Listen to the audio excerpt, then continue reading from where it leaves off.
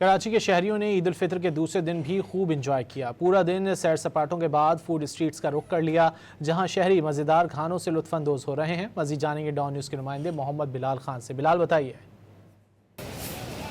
जी बिल्कुल, देखिए आज ईद का दूसरा रोज़ इख्तिताम होने को है और कराची के वासियों की जानिब से आज सुबह से ही मुख्तलिफ तफरीगाहों का रुख किया गया है, जिसमें साहिल समंदर हो या मुख्तलिफ पार्क्स हों, वहाँ पर शहरी अपने बच्चों और अपनी फैमिली के हमरा गए हैं और वहाँ पर जो है खूब तफरी की है।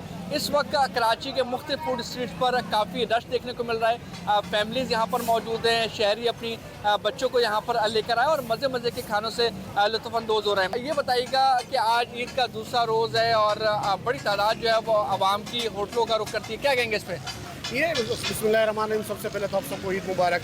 और ये कहेंगे कि देखें जो कराची में आपको पता है ये रोशनियों का शहर है और ये एक ईद का समा है। यहाँ पे लोग आते हैं और दिन को सैर तफरी करते हैं और रात को जो है रेस्टोरेंट का रुख करते हैं। ईद का जब समा होता है तो आवाम की एक बड़ी तादाद मुख्तलिफ रेस्टोरेंट्स का रुख करती है। यहाँ पर भी एक बड़ी तादाद फैमिली की मौजूद है और मज़े मज़े के खानों से लुत्फ़अंदोज़ हो रहे हैं। जी।